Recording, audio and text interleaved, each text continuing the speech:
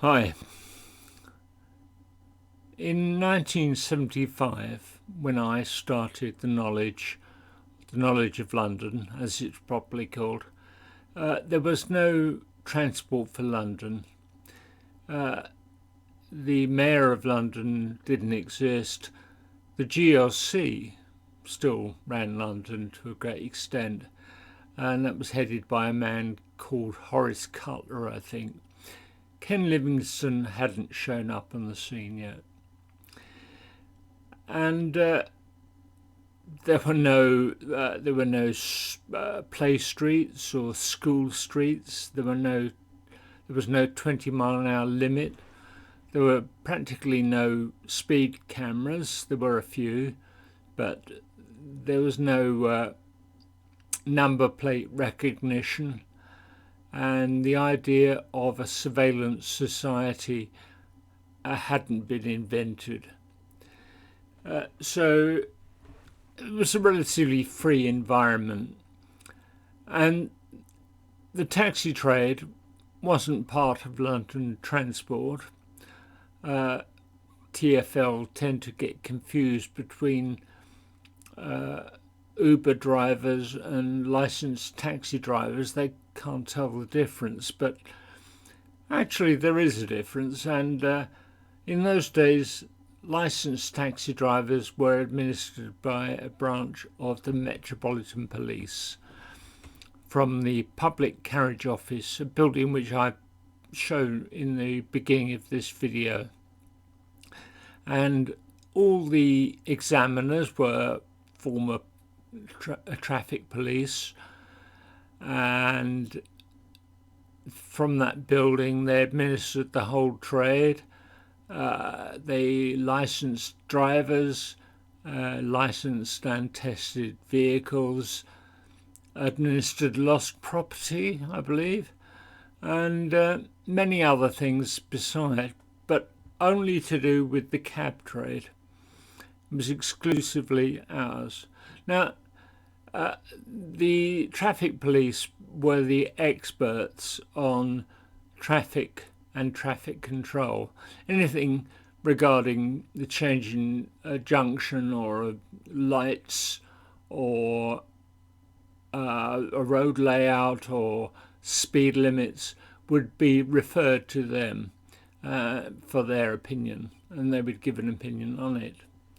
Now, they had a kind of proprietary interest in the cab trade because they administered it. You could say they were hard, but they were fair, although they weren't always very fair, but they were always hard. They were in fact bastards, but they were our bastards, and because we were run by them, we had a kind of symbiotic relationship.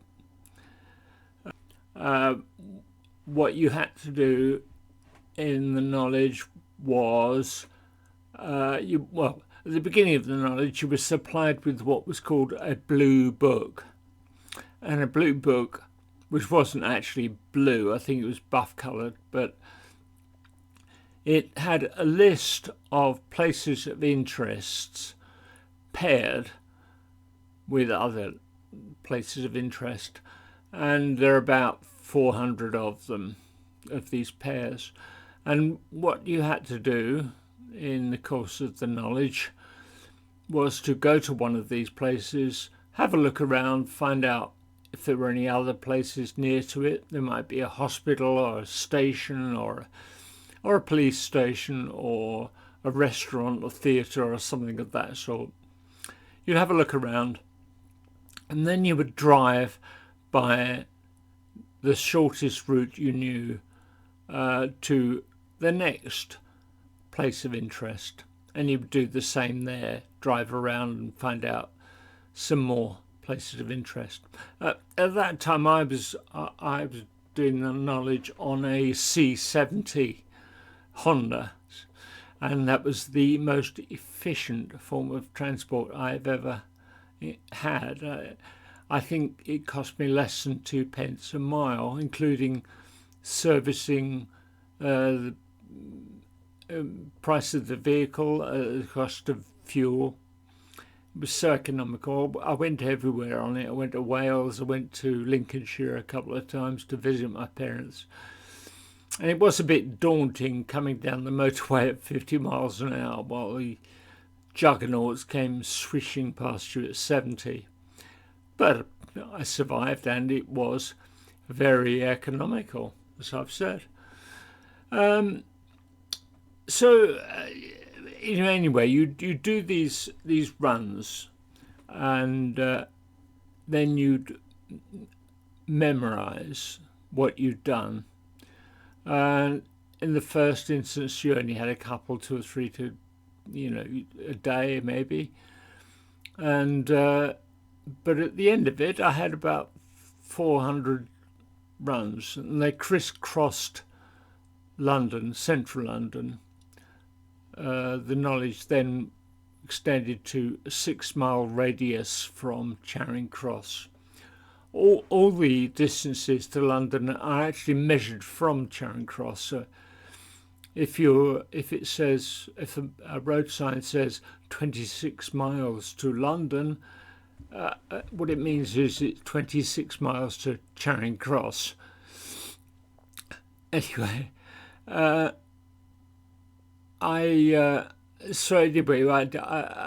built up a few of these routes, and eventually ended up with several hundred of them. And at the time, I was working at Mecca Bookmakers, so I could go out, do a couple, 2 or 3 runs in the morning, and then in the afternoon I have time in between races during the week to recite these runs and memorize them. Initially, your first appointment with the carriage office would be 84 days after you started, and if you were able to answer a question or so, you would show that you were at least working, going out on your bike, doing the road work. Then you would get a reduced to 56 days till the next appointment. And you do a couple of those, and then you get down to 28 days, and then it would come down to 3 weeks and 2 weeks and so on until the end. But when you got down to about 3 weeks, the fleet owners, people who owned fleets of cabs and depended on renting them out to cab drivers, they had a system whereby they sponsored knowledge schools, which what it meant was that you could get together with about 6 to 12 other people doing the knowledge, probably in some rat-infested dump that the fleet owners had arranged for you, and you could share knowledge with them, call over runs to each other, and listen to the latest places that were actually being asked up at the carriage office. And then the deal was that you would, when you got to near the end of your knowledge, you got down to 3 weeks or something like that, you'd get an old banger to drive, a retired taxi, literally an old banger, and you'd also be able to get a driving lesson from a chap they employed. I went to Crayford School, and they employed a guy called Martin, who was a taxi driver, and he used to take us out in his cab to do driving instruction. We'd take turns to drive it, and when it came time to have driving test, which would usually be the last thing that you did on the knowledge, we could drive his cab. You had to do 1 or 2 things like double declutch in first gear, do a U-turn in a small space without touching the white lines, and generally you had to show that you could drive. Usually that was the last thing that happened. In one case that I know of, it was actually the first thing that he had to do, the driving test, because this chap had worked for Otis Lifts, I believe, and had lost both his legs in an accident. And I don't think he wanted to do work for Otis anymore. And but he had to do the driving test before he could do the knowledge, because if he couldn't drive a cab, what would be the point? And sadly, he couldn't. He just couldn't get his legs in to a cab. The cabs were rather cramped and uncomfortable anyway, and he was a tall man, and he couldn't get his legs in. So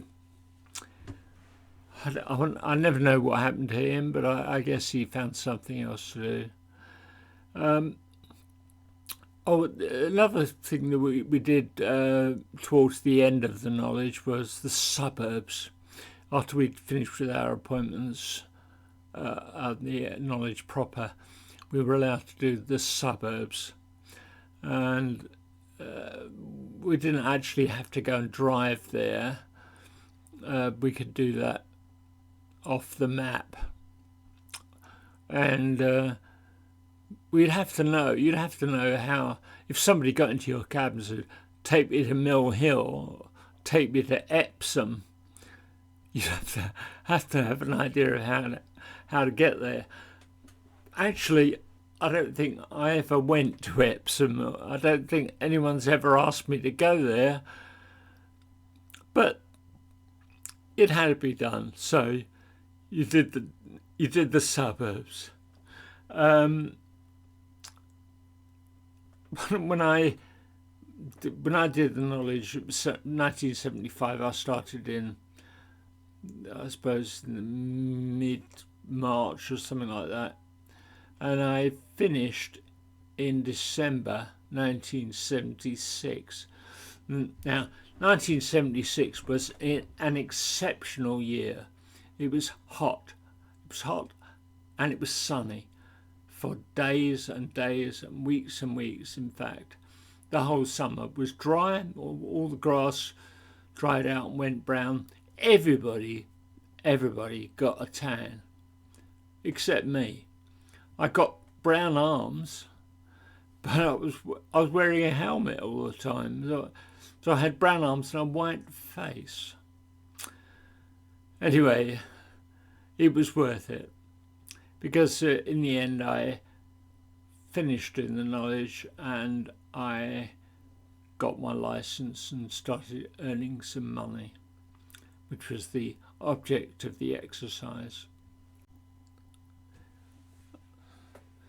I should add that there were a couple of definite don't do's in the knowledge, and one of them was don't lose your temper, because the examiners would do things to deliberately provoke you, and if you lost your temper, they'd put you back. If you kept losing your temper, you'd never get your license.